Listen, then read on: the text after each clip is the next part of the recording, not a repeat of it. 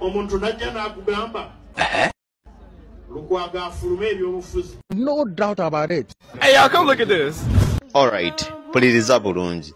Eno ngikoledde ggwe ng'oli eyo wallahi ya Mungu ng'olina essuubi mu Lukwago. Era nga bwe yakugamba nti ensonga z'omwala gwa Ham azitutte mu Parliament, wallahi ya Mungu ng'okyalina essuubi nkusekeredde. Ono Erias Lukwago ebbanga lyonna gino gye gibadde ng'emizannyo gyabwe.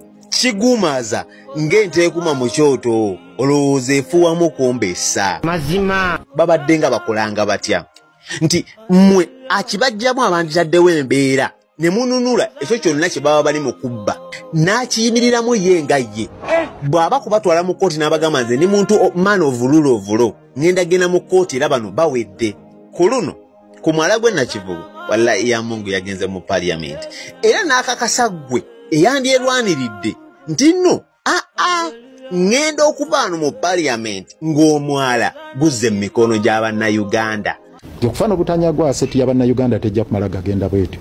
Ffe tumaliridde oddutalo duleeta wano mu house okujjako ng'ogenda kutusiba. Nga gy'agenze akimanyi agenzeyo bugenzi kuwunzikirayo Bannayuganda kumaliriza muzannyo gwa Museveni nga gwagenze omaliriza mu Parliament kubanga gwate ye kennyini mu Parliament gye yagenda wallahi Parliament yali muri sesi ng'ensonga zaatuteewo ziba za mugaso wallahi Anita Among yali ayina oyitaba member of Parliament ensonga ezo ne bazikubaganyaako ebirowoozo naye ggwe nange Omunnayuganda eyabuuka system ya Mwami Museveni nti wonna wafu wallahi ya Mungu Parliament nayo yali terina kyesobola kukola okitegeera ekintu ekyo wano owulirizaawo nnyo bw'atuuka mu Parliament eri muri sesi Anita Among yagaana oyita Parliament eyo ofuna bulungi Erias Lukwago a man of rule oba okitegedde butegeezi nti ne gy'ogenze tewagenda kubeerayo bwenkanya. Kino twalisuubidde nti singa Parliament ebadde eddala erumirirwa eggwanga lino yalibadde ng'evaayo ne mu liseesi n'etuula n'egamba nti eno matter of great national importance muveeyo mujje.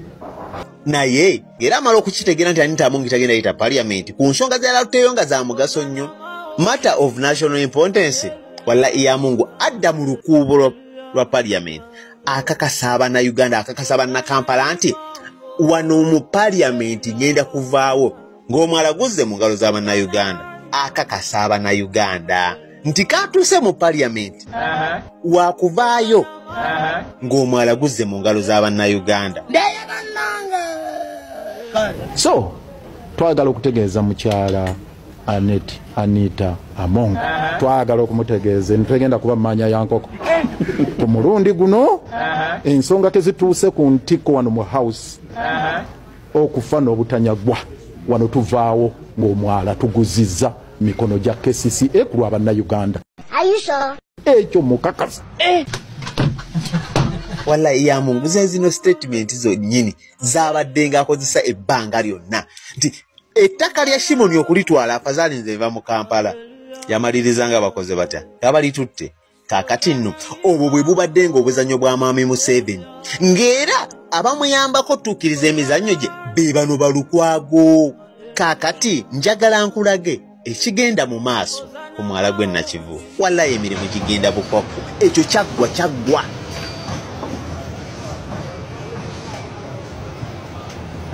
Bwana Lukwago si yegenda okubeera emmanya y'enkoko awo twavaawo toyina by'olwanirira wabula ebbanga lyonna oyambyengako Mwami Museveni okutula ddiiruze with no resistance okuva mu Bannayuganda kubanga buli kibadde nga kibeerawo nga ne bw'oba okitegedde ozikiza otya ozikiza obalaga nti nze ndi rule of law bano kemba tutte mu kkooti wallahi tugenda vaayo ng'ettaka lya Shimoni likomyewo naye nga ne kkooti za Mwami Museveni tewali kiba kigenda kuvaayo ng'okimanyi bulungi singa oba wali tokimanyi bayina wandibadde obuuse nti bwekito bwe kiri tewali gy'osobola kujja bwenkanya okujjako ng'obulidde Abannayuganda era ng'obapise basituke babanje ebyabwe naye tolina Munnayuganda gwe wali ogambe bannaye muyimuke mubanje ebyammwe n'ab'omu Lubigi kyekimu kye wabakola babatwala mu kkooti nagwo ne muguwunzikira eyo ebbanga lyonna Lukwago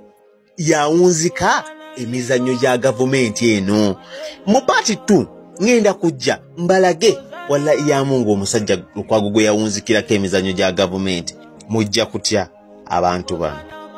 Yawala okutegeeza mukyala Anita Amongo yeeteeketeeke either agenda kutusiba agenda kutukolako bya mbyone naye tumaliridde olutalo dulwanira wano mu house kerwatuuse wano mu house tufuluma wano nga luwedde ekyo kyenjagala obbaka kerutuuse mu parliament. Hello Uganda! Before we continue, make sure to subscribe to the channel and like the video. That's very important. Kyagulanyi oyo kangano jja watuwonya abafere. Thank God. Kati ffe tujja ababi era tuyite babi. Tuba original unruly. 2026 tugenda mu protest vote. Wolondedde oteeke ensasagge. Wewe minawe macho tutasomana.